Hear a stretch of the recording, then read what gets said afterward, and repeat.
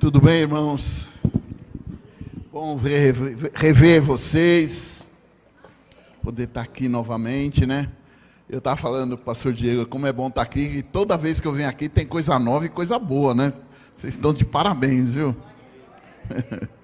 E pastor Diego, obrigado, né, amados, por todos esses anos de amizade, né?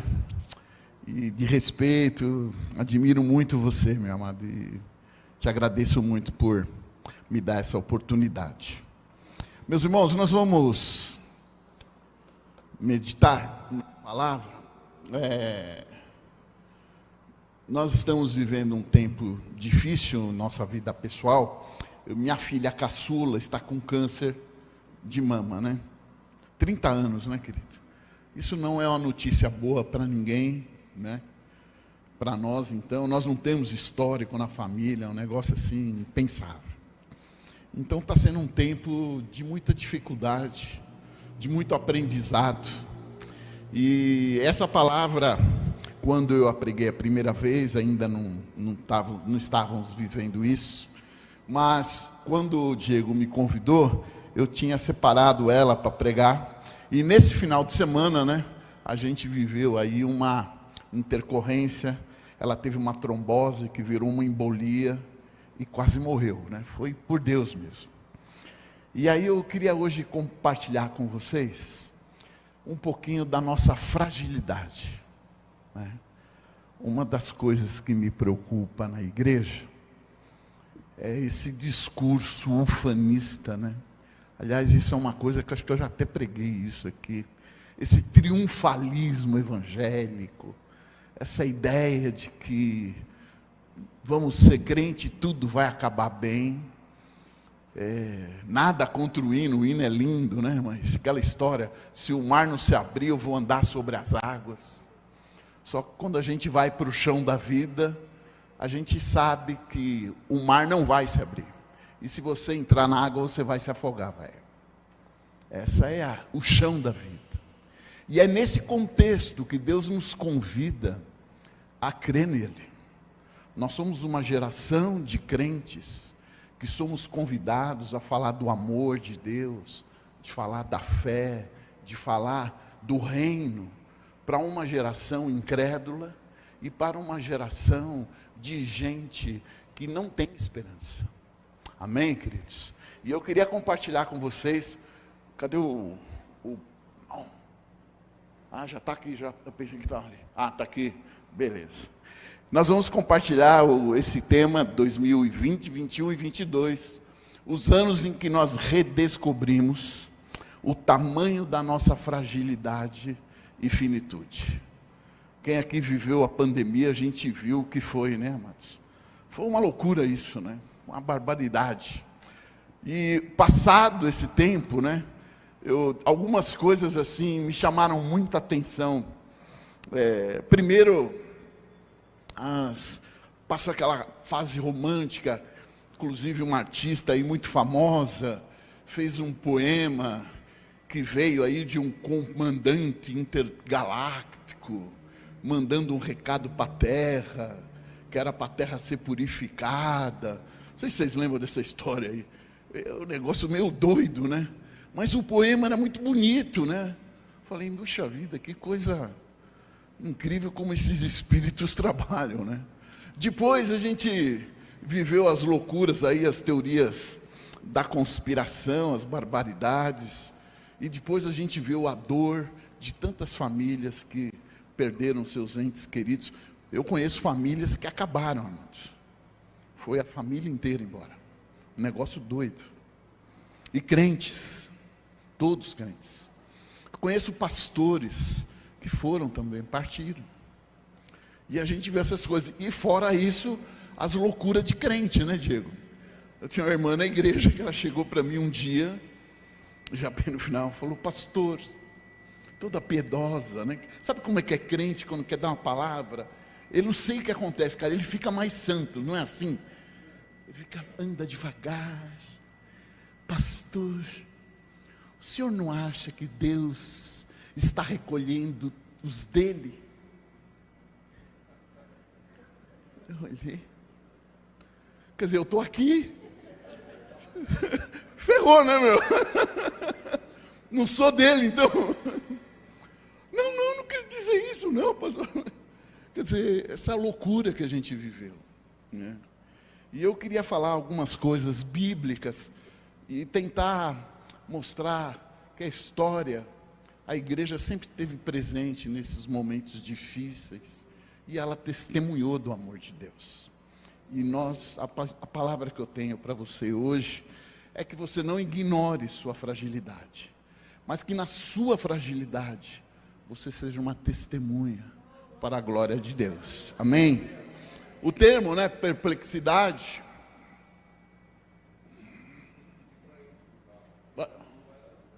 Não vai chegar? Será? Opa! Perplexidade é a circunstância ou estado de perplexo, estado de quem demonstra hesitação diante de uma situação complexa, em quem não sabe que decisão tomar, ficou chocado diante da perplexidade dos acontecimentos. Alguém aqui já ficou assim? Na vida, nos problemas, de a gente não saber o que fazer, ajoelhar e falar: Senhor, tem misericórdia. A gente não sabe o que fazer, não sabe que decisão tomar, não sabe que caminho seguir. Foi isso que a gente viveu. E aí a Bíblia diz algo tremendo. 2 Coríntios, capítulo 4, dá para vocês lerem aí? Está dando para ver ali? Tá? Então, se você quiser acompanhar na sua Bíblia, 2 Coríntios, capítulo 4, versículo 8 e 9. 2 Coríntios, capítulo 4, versículo 8 e 9. Diz assim a palavra do Senhor: de todos os lados, nós somos pressionados por aflições, mas não esmagados. Nós ficamos perplexos, mas não desesperados. Nós somos perseguidos, mas não abandonados. Somos derrubados, mas não destruídos. Paulo aqui, amados, ele está colocando da experiência dele da vida.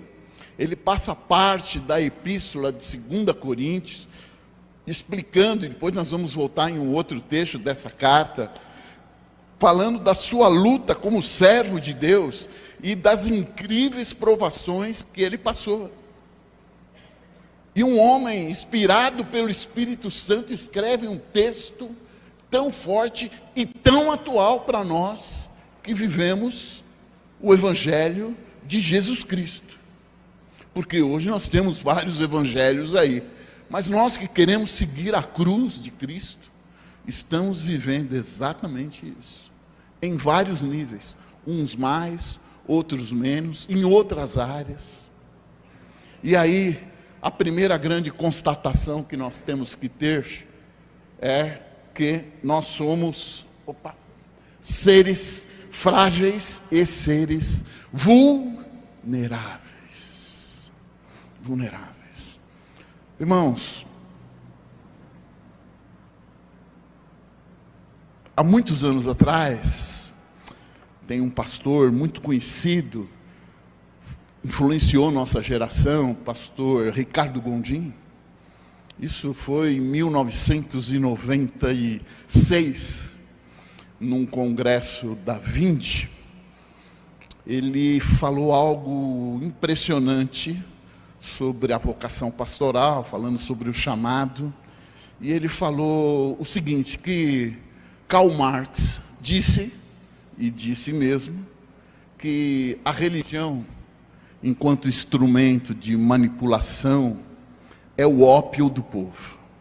Por quê? Porque o ópio amansa, pacifica, deixa a pessoa totalmente prostrada. Não sei se já viu uma pessoa viciada em ópio, né? Ela fica, gestos devagar, normalmente fica deitada, não faz mais nada. E ele, aplicando à igreja dos nossos dias, isso em 1996, ele diz que hoje, na verdade, nós somos convidados não a viver o ópio, mas sim a cocaína do povo. Em que sentido? No sentido de que a palavra que a gente ouve hoje é uma palavra dissonante com a realidade da vida. Qual é? É que de você vai conseguir tudo.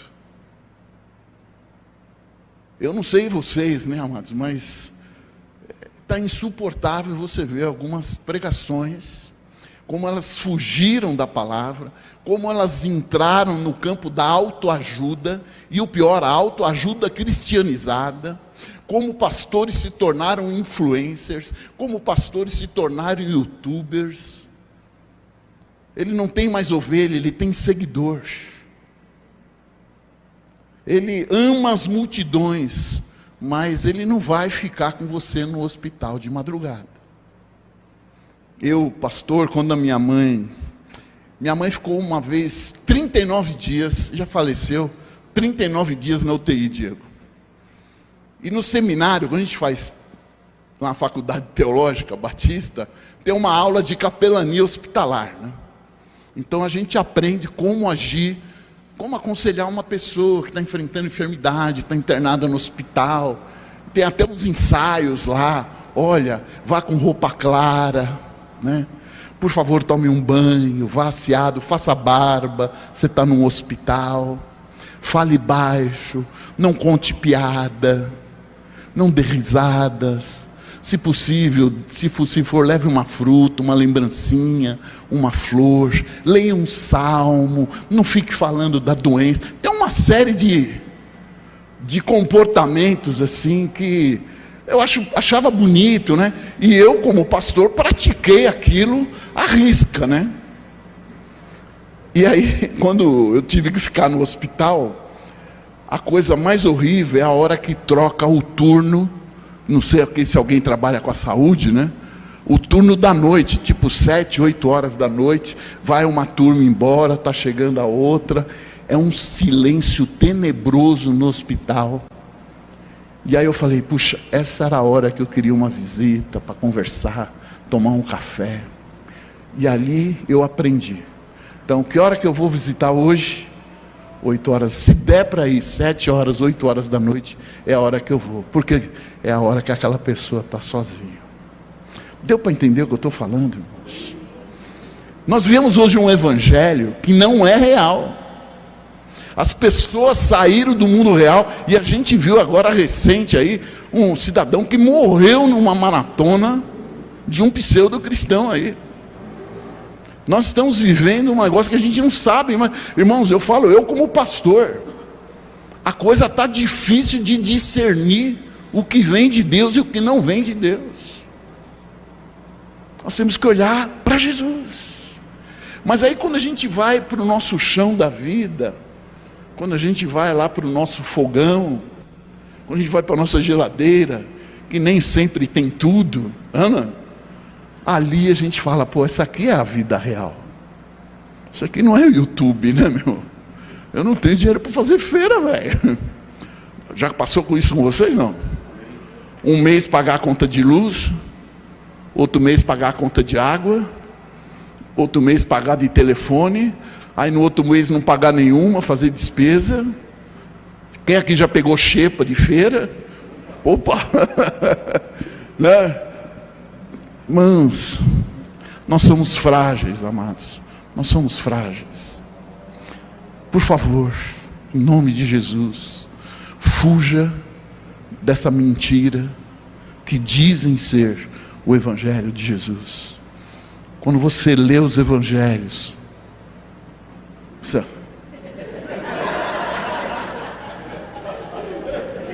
ficou bom? Ficou bom? Legal. Você vai para algum canal do YouTube? Isso aí?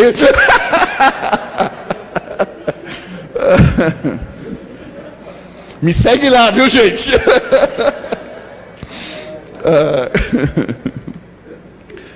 Mas vamos em frente.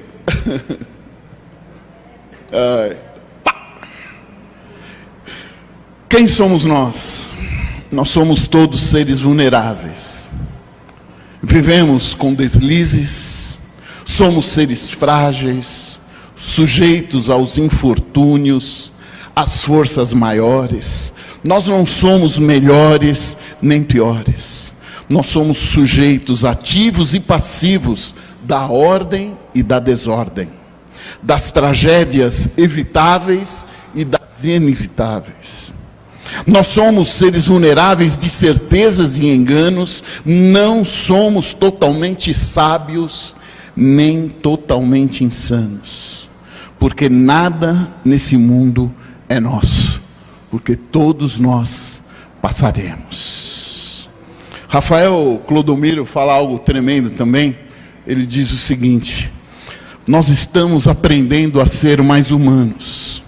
De luto seguimos por um momento, chorando e sofrendo nossas dores e perdas, pois na vida nós temos incidentes e acidentes, querendo ou não querendo. Não somos perfeitos, nós somos poesias e atos criados para a glória de Deus. Amém, amados? Nós não somos algo a ser consumido. Nós não somos uma estatística para a loucura ministerial de ninguém. Eu sou filho do Deus Altíssimo. Me chamo Silvestre. Fui criado para a glória de Deus. E aí eu quero compartilhar algumas situações em que a igreja viveu tempos extremamente terríveis. A fome na Judéia no ano 48. Paulo fala dela lá em Atos. Nós vamos ver a referência a essa forma. Paulo faz uma coleta enorme. Todas as igrejas da Ásia, todas as igrejas de Cristo que Paulo cuidava, contribuíram para quê? Para que os crentes da Judéia tivessem o que comer. Mas espera aí, o discurso não é que eu vou comer o melhor da terra? Como é que os crentes passaram fome? E a gente vai ver isso, amados, na história. Quantas igrejas passaram fome? E eles eram menos santos, menos crentes que nós, não mereciam o melhor de Deus também. São nossos irmãos em Cristo. Eu não sei se vocês lembram, pastor Daniel veio pregar aqui de Cuba, né? Sim, pastor Daniel ficou comigo 3 anos. Você veja como é que é a vida, né? Um ex-comunista ajudando a tirar um pastor perseguido pelo comunismo de Cuba, né? Só Deus, né, irmãos? E nessa relação que a gente teve, muito, muito querido, um filho que eu ganhei, ele contando as loucuras que é Cuba, né? Então, para você ter uma ideia, um ovo, 12 reais. Meio quilo de frango, 120 reais. Meio quilo de carne de porco, 180 reais. Não há o que comer. A mãe dele ficou 48 dias sem óleo de cozinha. 48 dias sem sal, sem açúcar. Todos crentes em Jesus. Deu para entender a verdade que o mundo está vivendo hoje? E pelo mundo afora, nós vamos ver muitos outros irmãos nossos sofrendo os infortúnios da vida, as tragédias, como eu disse, evitáveis e não evitáveis, as tragédias naturais. E aí a gente tem que refletir se esse discurso que a gente tem escutado combina com o que os crentes também viveram na igreja primitiva. Porque a nossa régua é a Bíblia. Vamos para a Bíblia. A gente vai ver que todos os nossos irmãos padeceram por amor a Cristo. Nós temos uma expressão, né? Só Cristo salva, né? Conhecem essa expressão? Todo crente conhece. Essa expressão vem do mundo romano. Por quê? Porque todo cristão ele era obrigado a uma vez por dia parar na estátua de César e dizer Ave César. Nenhum cristão fazia isso. Um cristão dizia o quê? Só Cristo salva. Deu para entender, queridos? Extraordinário isso. Nós somos também seres vulneráveis às enfermidades, incidentes e acidentes, não é? As enfermidades, irmãos, elas fazem parte da nossa vida. 1 Timóteo capítulo 5, 23, Paulo fala para Timóteo, né? Misturar um pouquinho de vinho na água. Não é misturar água no vinho, viu, irmãos? É misturar vinho na água. Porque tem gente que mistura água no vinho, né? A gente vai ver lá em Atos também, 27 e 28, a luta de Paulo lá em Malta, né? Picou, falou, agora vai morrer, juízo de Deus. Aí não morreu, é um santo. Mas o fato é que todos nós estamos sujeitos a enfermidades, amados. E aí a gente vê esses malucos aí. Eu vi um figura repreendendo a Covid de máscara. Chega a ser cômico, né, irmãos? A gente viu, né, vender feijão, né? Graças a Deus, todos desmascarados, falsos profetas. Falso profeta. Não prega a cruz de Cristo. Porque a cruz de Cristo é nós estarmos dispostos a morrer. Amém? Quer eu viva, quer eu não viva, Jesus é o meu Senhor. Então, grave isso, amados. Nós também somos vulneráveis a incidentes e acidentes. Bati o carro, foi o diabo? Para com isso, rapaz. O diabo tem mais o que fazer, velho. Você virou guarda de trânsito agora.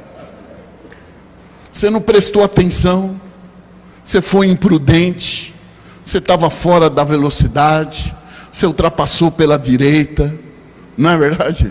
Acidente acontece. Pastor, esse é um amigo meu, Silvestre, um endemoniado passou, arrancou meu retrovisor. Falei, que isso, cara? Não tem nada a ver, gente. Amém? Isso faz parte da vida, os acidentes fazem parte da vida. Quem aqui já queimou a mão num ferro de passar? Eu nunca mais passei roupa, irmãos.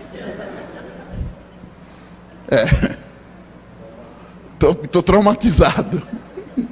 A Meire viajou, precisei ligar para ela para fazer um tutorial para me aprender a mexer na máquina de lavar, né, irmãos? Mas os acidentes também fazem parte da nossa vida. E finalmente nós também somos seres vulneráveis emocionalmente. 2 Coríntios capítulo 1, você anota aí para você ler em casa, de 3 a 11. Paulo faz uma declaração emocionada, dizendo que ele passou por provas, para que ele aprendesse a ser consolado pelo Espírito Santo. Não que a prova fosse tirada, mas que na prova ele fosse consolado pelo Espírito Santo, para que aquele sofrimento o capacitasse a partir daí a consolar as pessoas pelo Espírito Santo. Olha que loucura. E o texto é dramático. Paulo diz assim: eu desisti de viver. Quem aqui já pediu para não acordar? Umas 10 vezes. Eu já pedi umas 100 vezes. Falei, me leva, Senhor. Eu já falei várias vezes. Me leva, Senhor. O negócio aqui está difícil. Eu quero ir para a glória. Eu quero aprender a tocar corneta com Gabriel, né? O meu céu, sabe como é que é, né, irmãos? Não? Nunca falei para vocês? O meu céu é uma praça de alimentação de shopping, né, queridos? Entendeu? Não tem diabetes, não tem colesterol. Jesus me abraça, né? Jesus também piauense, como eu, me abraça e fala: filhinho, cintucha. Cintucha. Mas Paulo aqui, queridos, ele se perdeu a vontade de viver. O grande apóstolo Paulo, E ali, nesse momento em que ele foi, alguns teólogos dizem inclusive que ele foi dado como morto, o Espírito Santo vem e o consola. Davi, no Salmo 42, amados, uma depressão terrível, ele diz num solilóquio, né, que é uma arte poética: por que estás tão triste, ó minha alma? Espera em Deus. E aí ele mergulha de novo. Onde está teu Deus? Eu tenho saudade de quando eu ia quer dizer, ele estava completamente fora do ar. E o salmo termina com um milagre? Não. O salmo termina sem solução do problema. Elias lá na caverna, né, queridos? Rapaz, isso é uma das passagens que eu mais fico em choque, né? O cidadão enfrenta os profetas de Baal numa luta espiritual ali, porque ali era uma luta com demônios, né, meu irmão? Ali não foi luta com pessoas, aquilo foi com um principado, com uma potestade que havia assumido o governo de Israel. E ali Deus decidiu derrotar aqueles demônios ali que estavam juntamente com Baal, né? O grande principado. Ele mata todo mundo na mão, 400 profetas. E aí ele recebe um recadinho, um zap da Jezabel: hoje até às 6 horas da tarde eu arranco sua cabeça, velho. O que ele fez? Resetou o celular e vazou, né, irmãos? Correu, irmãos. Não tem algo errado? Não. Ele estava enfrentando uma grande crise existencial. Falou: puxa vida, só eu estou pensando na verdade. E ele fala: só tem eu. E Deus fala: não, tem mais gente. E ele vai para a caverna. E Deus mostra o poder dele, né, irmãos? Deus faz passar trovão e ele fica olhando. Deus faz passar, ele fica olhando, porque ele estava olhando aquilo. Aquilo era o poder de Deus. E aí vem Deus e fala: o que você está fazendo aqui? Incrível. Jeremias, irmãos, tem um texto em Jeremias que eu oro muito. Aquele texto fala muito comigo, lá Jeremias capítulo 15. Ele diz assim: Senhor, por que a minha ferida não sara? Por que a minha dor não tem cura? E aí a gente pensa: puxa vida, aliás, a gente tem até uns corinhos, Deus me pega no colo, né? A gente tem uma fé um pouco às vezes infantil. Quem aqui já pediu para Deus pegar no colo? Eu já pedi várias vezes: Senhor, eu preciso do seu colo hoje. Isso é infantil, né, querido? Deus chega para Jeremias e fala: Jeremias, se você se arrepender, eu vou voltar a colocar palavras na sua boca. Nossa, mas do que Jeremias tinha que se arrepender, rapaz? Homem poderoso, homem profeta de Deus, abriu mão de tudo, não pôde casar, teve que comprar um terreno, pagar à vista na frente de todo mundo, onde estava o exército do inimigo. Quem que compra um terreno num negócio desse? E aí Deus vem e fala para ele: você tem que se arrepender. Sabe por quê, irmãos? A oração de Jeremias mostra qual é o problema. Jeremias estava preocupado com ele, mas um profeta tem que estar preocupado com a mensagem dele. Amém, querido? Nós temos que parar de nos preocupar tanto com nós mesmos e nos preocuparmos com o Senhor que nos chamou. O que Jesus as pessoas estão vendo em nós? Que glória nós estamos manifestando para o nosso vizinho, para os nossos amigos? Somos seres vulneráveis emocionalmente, irmãos. Hoje nós vivemos uma epidemia de problemas emocionais. Porque as pessoas são piores? Porque porque o mundo está difícil, sim, irmãos. E nem todos têm a capacidade de viver num mundo assim. E eles precisam do nosso amor, precisam de cuidados. Amém? Deus se compadece, queridos, de toda a nossa fraqueza nos momentos de crise. As tempestades, elas vão vir, e nós precisamos exercitar a nossa confiança em Deus. Eu estava conversando aqui com o Diego, né? Que a confiança da gente, amados, ela é assim, ó. A gente confia até a página, não é nem até a página 2, até a página 1,5, né? Bateu a tempestade, socorro, liga para o pastor, vamos fazer uma corrente de oração. Aí você já faz jejum. Vocês também são assim, não? A gente já faz jejum, já faz campanha, chama as irmãs para vir em casa. Eu chamo meus amigos, pastor, ora por mim, eu não estou bem. A fé da gente dura um estalo. Mas é importante que você saiba que o Senhor nos fortalece em nossa fraqueza. Uma das coisas mais impressionantes em Jesus tem um texto lá em João capítulo 16, ele disse assim: tenho-vos dito isso para que em mim tenhais paz. No mundo tereis aflições, mas tende um bom ânimo. A resposta é interessante: bom ânimo, porque ele venceu o mundo. Mas aí você fica pensando, como é que foi isso? Como é que foi isso? Amados, Jesus está lá na cruz, padecendo o que padeceu, e de repente Jesus faz uma declaração terrível: Deus meu, por que me desamparaste? Que palavra forte. Quando a gente vai se aprofundar nessa declaração, a gente precisa entender que ali Jesus estava levando os nossos pecados. Ele se fez maldição no nosso lugar. Ele se fez pecado.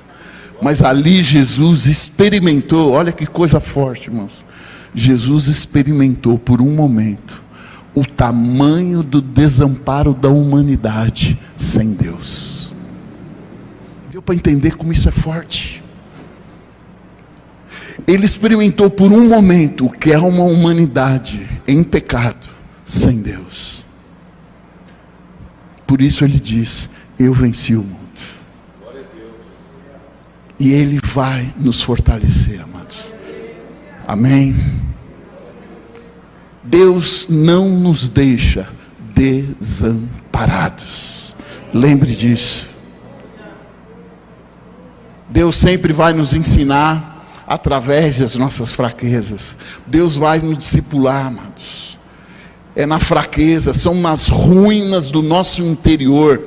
Ralph Emerson diz que são nas ruínas do nosso interior que o Espírito Santo gera a nova criatura em Cristo. Amém, querido? Contudo, Senhor,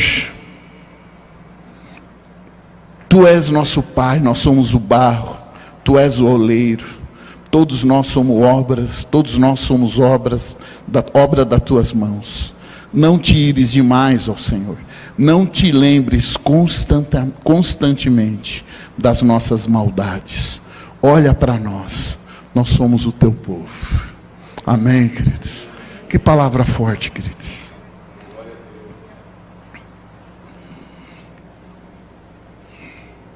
Reconheça e confesse o tamanho da sua fragilidade, da minha fragilidade, diante da complexidade que é a vida hoje.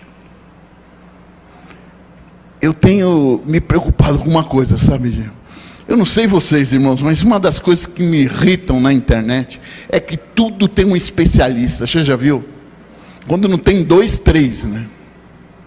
Eu nunca vi tanto especialista no planeta, meu irmão. É especialista disso, é especialista daquilo, é especialista. Eu falo, meu Deus, o que vai ser da humanidade se ela depender desses especialistas? Na verdade, eu tenho lembrança de um poema de Fernando Pessoa, né? Que ele diz: eu queria estar com pessoas que fossem tão covardes e tão vis quanto eu. Conhece esse poema? Sabe, eu queria alguém que fosse tão mal quanto eu, alguém que tivesse as mesmas fraquezas, os mesmos defeitos que eu. Quando a gente está tomando a ceia, amados, nós temos que lembrar que nós fomos convidados. Nós fomos convidados. A ceia é um mistério que nós ainda não sabemos tudo, mas nós fomos convidados. Pastor Diego, você é pecador, mas eu tenho uma boa notícia, eu te perdoei. Senta aqui, come comigo. Amém, queridos?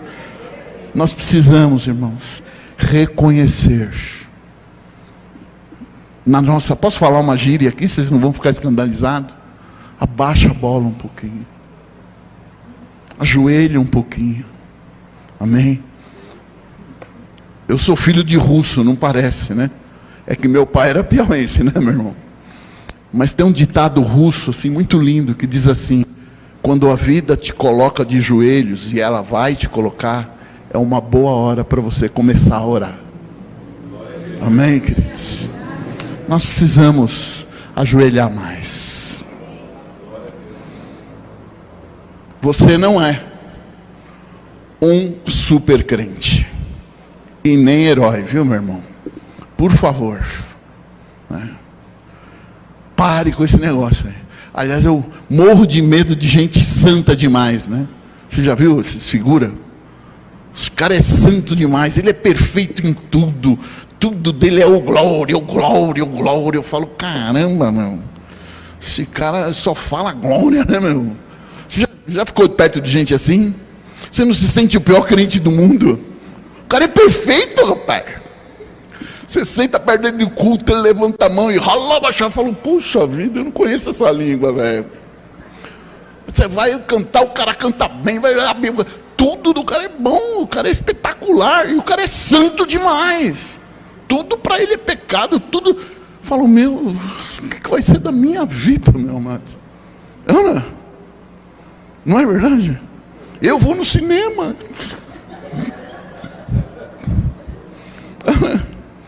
Vou assistir Homem-Aranha ainda. 2 Coríntios 12, 9 e 10 diz assim: porque o meu poder se aperfeiçoa na sua fraqueza. Oh, amados, como é bom a gente saber que nós somos humanos limitados. E saber que só Deus é o Todo-Poderoso. Não existe, por favor, não existe pastor todo-poderoso. Por favor, não existe grande servo de Deus, porque se fosse grande não era servo. Amém, queridos? Todos nós somos iguais perante o Senhor Jesus. A loucura de Deus, ela é mais sábia que a sabedoria humana. Deus escolheu as coisas loucas desse mundo para envergonhar as sábias, e escolheu as que nada são para ridicularizar as que pensam que são alguma coisa.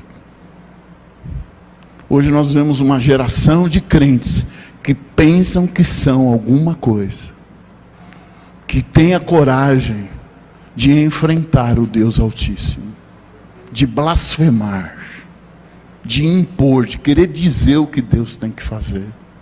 Isso é uma blasfêmia, amados.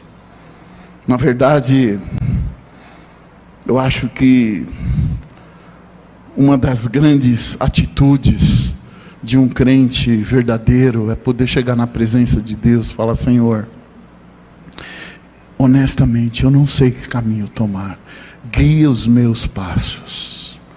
Irmãos, Davi era um homem à frente do tempo dele. Salmo 19, ele faz uma declaração fortíssima, ele diz assim: Senhor, me livra dos pecados que me são ocultos. Ou seja, Davi era tão sincero com Deus, que ele sabia que ele não tinha capacidade de fazer uma leitura dele mesmo honesta, porque normalmente nós achamos que somos melhores do que verdadeiramente somos, não é verdade? E ele chega para Deus e fala: Senhor, por favor, Senhor, me livra dos pecados que me são ocultos.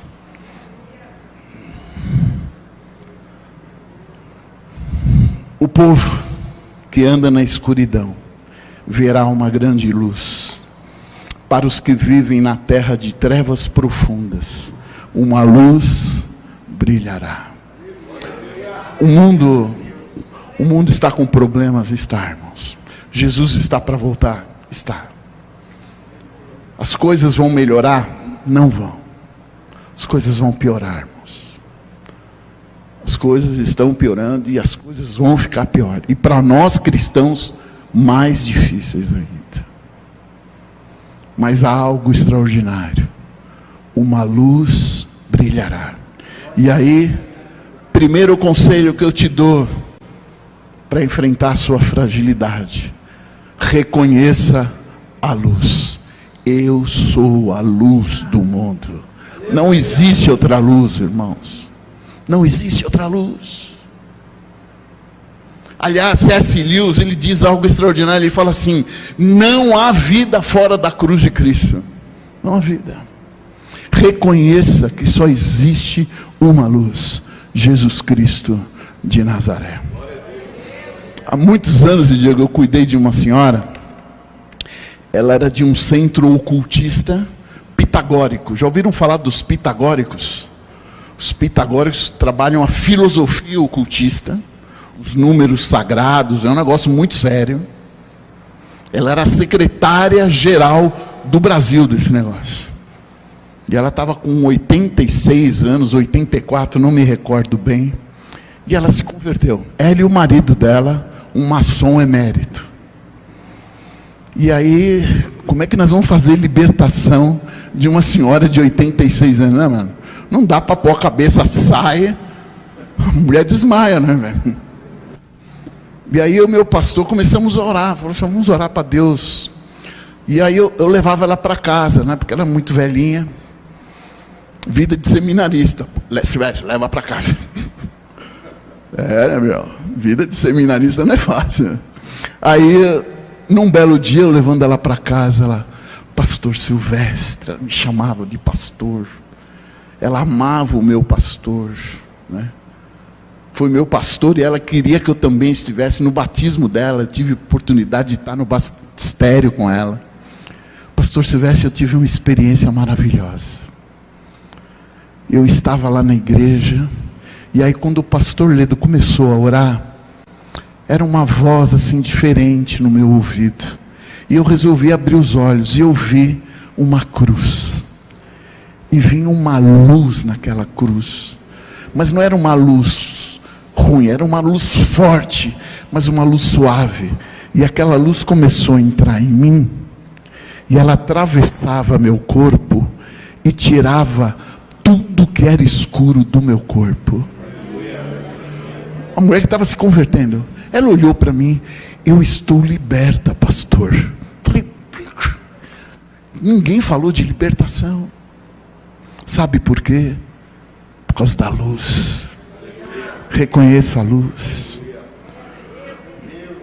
Segundo, siga a luz. Eu sou a luz do mundo. Quem me segue nunca andará em trevas, mas terá a luz da vida. Siga a luz, amado.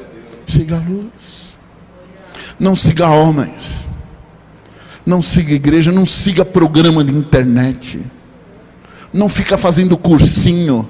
Eu só quer ganhar seu dinheiro. Você sabe quantos cursos me oferecem por dia? Pelo menos uns 10. Seja um pregador de multidões. A arte de pregar o evangelho eficazmente. Negócio doido, irmãos. Comunicação. Faça uma apresentação exemplar. É um negócio, mas tudo com o devido din-din. Posso falar um negócio? Vocês não vão ficar escandalizados, irmãos? Hoje a gente vive um negócio diferente, né? Nós vamos ter um culto especial, não é verdade? Em que nós vamos receber uma palavra especial e uma oração especial. feita por um homem especial, sem esquecer de uma oferta especial. Amém, querido? Esse é o mundo que a gente vive. A fé virou uma mercadoria, né, queridos? Encerrando, viva na luz. Efésios capítulo 5, versículo 8. Porque noutro tempo erais trevas, mas agora sois luz no Senhor. Andai como filhos da luz. Amém, querido? Não permita que as trevas tomem conta do seu coração, seja em que área for, querido. Faça com que a luz... Eu costumo dizer que todos nós temos nossos porões. Todos nós temos. A nossa saúde espiritual e emocional está justamente naquilo que de quando em quando você limpa seu porão, né? De quando em quando você limpa. Se você limpa toda semana, se você conversa com Deus toda semana, Senhor, eu vim na igreja hoje, mas eu estou mal, eu nem devia estar aqui, eu não queria estar aqui. Mas ali é o lugar de você limpar seu porão. Agora você fica um mês, meu irmão, 6 meses, imagina o que vira um porão, não é verdade? Viva na luz, não permita a escuridão no seu coração. Lembre, querido,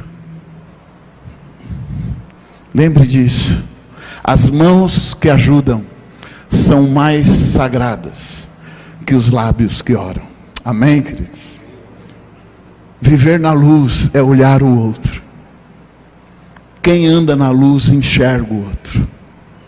Quem está cheio do Espírito Santo enxerga a dor do outro, enxerga o sofrimento do outro.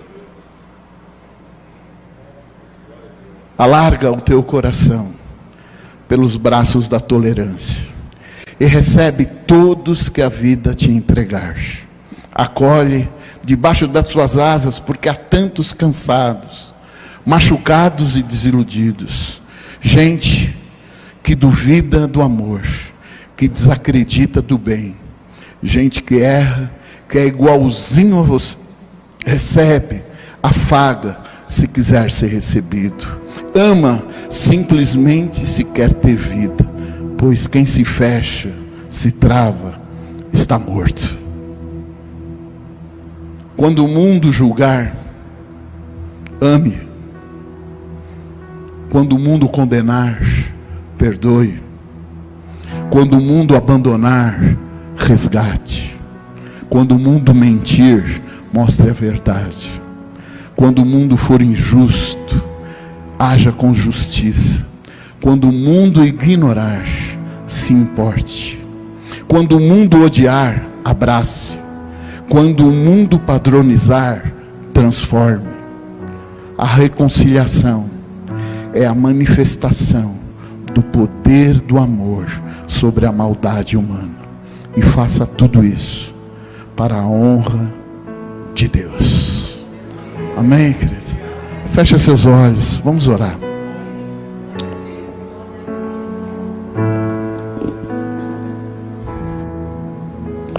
Senhor,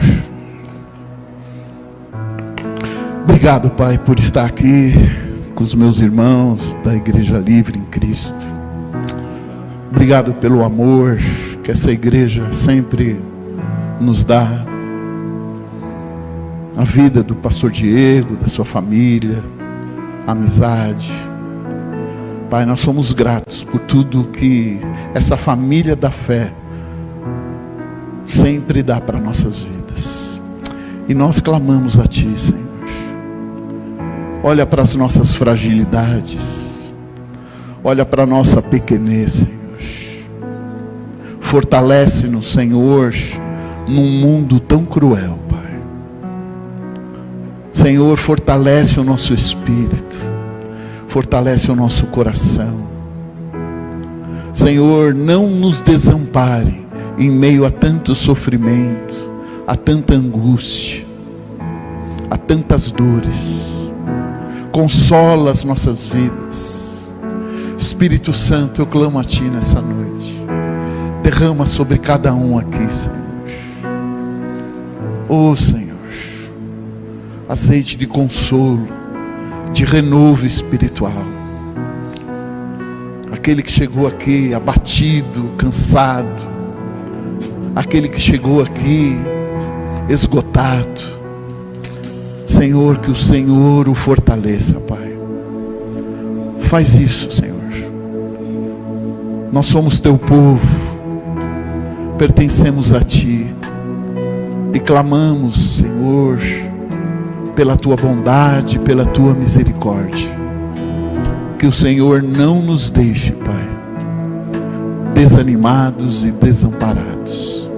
Que essa palavra produza fruto, que ela fortaleça, que ela console, que ela edifique para a glória do teu nome, Senhor. Amém.